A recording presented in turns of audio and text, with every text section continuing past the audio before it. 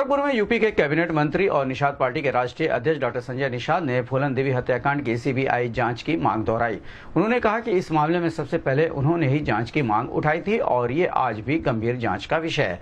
Doctor Nishad ने सपा महिला सभा की प्रदेश अध्यक्ष बनी रुक्मणी देवी को बधाई देते हुए कहा कि वे समाज के मुद्दों खासकर आरक्षण के लिए आगे आए और फूलन देवी के अधूरे सपनों को पूरा करें।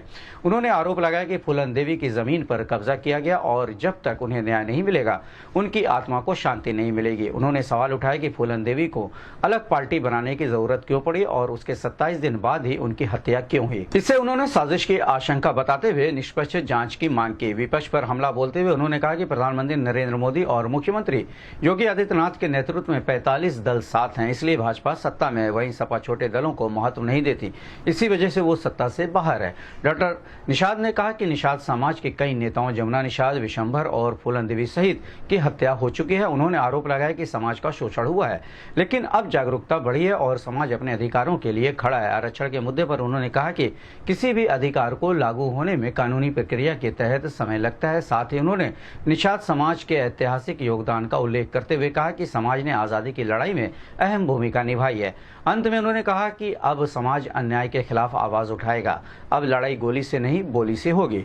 इस संबंध में गोरखपुर से बात करते हुए उत्तर प्रदेश के कैबिनेट मंत्री डॉक्टर संजय निषाद ने कहा, कार्यकर्ताओं को धन्यवाद देता हूं और अपने वंशजों को कि कम से कम कभी त्रेता में भगवान राम को पार उतारा था और अंग्रेजों रावण को भी मौत के घाट उतारा था और अंग्रेजों मुगलों को भी मौत के घाट उतारा था। देश को आजाद कराने वाली जाति है। 70 साल बाद कम से कम ये निषाद पार्टी खड़ी बड़ी हुई तो सारी पार्टियां अब निषादों को मतलब कम से कम नाम तो ले रही है, नहीं तो केवटा मल्लावा के नाम से इनको, कश्यप कारा के नाम से इन्हें बदबू आता था। अब कम से कम सभी लोग माननीय प्रधानमंत्री को धन्यवाद दूंगा कि पहली बार बाबूराम निषाद को उन्होंने जो है एक पिछड़ा वर्ग आयोग का अध्यक्ष बनाया। पहली बार पहली महिला को हमारी बहन राधवी जी को पिछड़ा वर्ग आयोग का बनाया।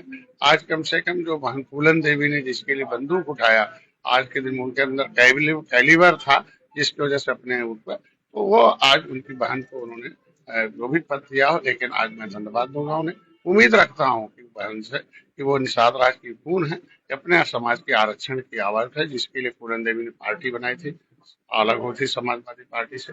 उनके सपने को साकार करेंगे और समाज के मुद्दे को राजनीतिक उठा और फूलन देवी के उस भविष्य को जो उसके वजह से बंदूक उठाई थी, बांग को सांसद का दर्जा दिलाएंगी। उनके जो जमीन का मामला हुआ है, फूलन देवी प्रॉपर्टी पर जो कब्जा किया हुआ है, वहाँ का नाम है मिर्जापुर में, उनके एक चौरसिया ने जो सभा का उससे मुक्त कराएंगे कम से कम समाज के उस आरक्षण को, जिसमें ये लिखा हुआ है कि चमार भाई का बेटा और बेटी सरकार के पैसे से पढ़ेंगे, सरकारी नौकरी करेंगे, कोचिंग सेंटर करेंगे, IAS बनेंगे, वो प्रधान से लेकर प्रधानमंत्री तक सुरक्षित। उनकी बेटी बहन की इज्जत उसी SC/ST प्रोटेक्शन एक्ट में अनुसूचित जाति अत्याचार निवारण लिखा हुआ कि केवट मल्लाह की बेटी को कोई नहीं बोलेगा, वो भी जाएगा जेल, नहीं होगा। तो ये सारे उनकी बेटी तो हमारे समाज की जो शिक्षा छीनी गई है, जो सुरक्षा छीनी गई है, जो छीनने वाले लोग हैं, पर्दाफाश मैंने किताब लिखी है, उसको पढ़ेंगे और निश्चित रूप से उसकी लड़ाई। आपने हत्या हुई CBI जांच की मांग की थी। आप हर साल पुण्यतिथि जयंती मनाते हैं। आपने अपने कार्यालय में उनकी फोटो भी लगा रखी है फूलन देवी की।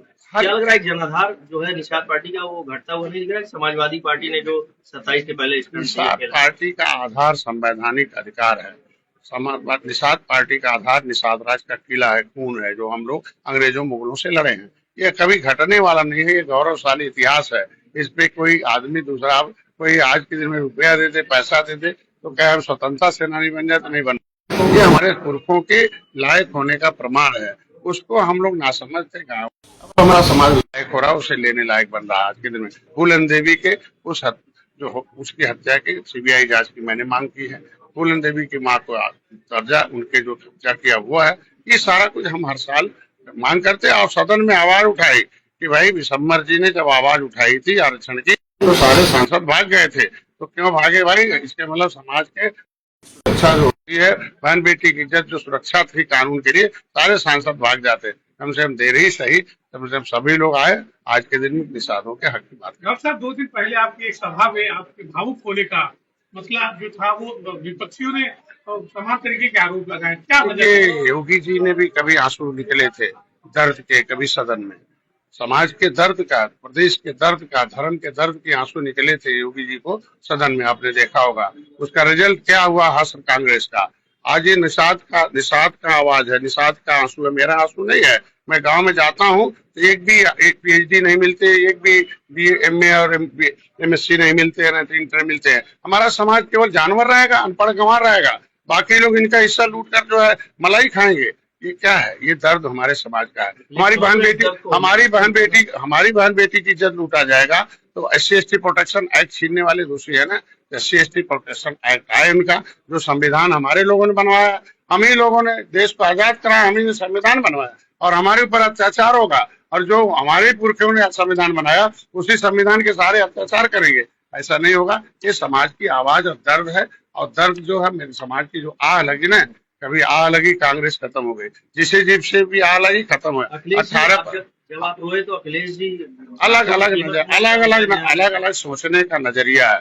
आज अगर उनका नजरिया सही रहता तो सत्ता से बाहर शायद नहीं जाते। ये 18% आबादी को केवटा मल्लावा समझना ही गलत नजरिया थी। इनको यही समझना कि झुआ वरोट पहुआ पिएंगे, यही नजरिया गलत थी। ये सोच रहे थे ये जो है निषाद मछली मारने वाले, नाव चलाने वाले, ये नजरिया गलत थी। ये चुनाव वाले हो गए। तो चुनाव वाले हो गए तो आज के दिन में ये चुनाव वाले हैं तो नजरिया अलग अलग लोगों का है। ये नजरिया मेरे समाज का उनको नहीं दिखाई देगा, क्योंकि दिखाई क्या, देखो दलाल जिसे दिखाई देंगे उन्हें दल नहीं दिखाई दे। मोदी योगी को दल दिखाई दिया इसीलिए सत्ता में है। 45 दल को लेकर आज मोदी जी सत्ता में हैं, और इनको क्या दिखाई देते हैं? इन्हें दलाल दिखाई देते हैं, दल तो दिखाई नहीं देते, इसीलिए तो सत्ता से बाहर है। डॉक्टर साहब, निषाद समाज से अलग होकर समाजवादी पार्टी में रुक्मणी गई है, क्या लगता है उनको वापस लाया जाएगा या फिर उन तक कोई संदेश पहुंचाया जाएगा? बहन फूलन देवी ने अलग से पार्टी बना ली थी। अगर समाजवादी ने सम्मान दिया होता तो शायद अलग से पार्टी नहीं बनाती, और 27 दिन बाद पार्टी बनाने के बाद मारी भी गई। ये बड़ा क्वेश्चन मार्क है। इस पर लोगों ने बहुत कुछ किया है। ये बहुत सोचने का विषय है कि हमारे जितने नेता दर्जन भर थे वो आज कोई जिंदा नहीं है, सब मारे गए। डॉक्टर संजय कितना दिन जिंदा है, वो मेरा समाज जब तक खड़ा है तो जिंदा है, समाज अब जान गया है। तो क्या लगता है कि उनके साथ भी राजनीति की शिकार हो सकती है रुक्मणी? हमारा समाज शिकार हुआ है तो इतिहास कहता है ना, history is the mother of politics, movement is the father of. इतिहास राजनीति की माँ होती है और आंदोलन का। इतिहास से लोगों को सबक लेना चाहिए, सीखना चाहिए कि कैसे घटनाएं हमारे नेताओं के साथ हुई हैं, चाहे महेंद्र सिंह राजपूत हो, धनीराम वर्मा हो, रघुवर दयाल वर्मा हो, मनोहर लाल निषाद हो, बहन फूलन देवी हो, जमुना निषाद हो, ये सब नेता मारे गए। तो कैसे नेताओं को एक निश्चित सीमा तक, जब तक वोट दिलाते रहेंगे तब तक वो नेता रहेंगे। वोट के हिसाब से जब अधिकार मांगेंगे तो नहीं, उसके लिए दल चाहिए, झंडा चाहिए। अब बंदूक में नहीं बटन में ताकत, अब गोली नहीं बोली में ताकत। और जो है आज के दिन में अब नेतृत्व है। अब आज के दिन में आप समझ सकते हैं कि डंडे से नहीं, अब झंडे से लड़ाई है।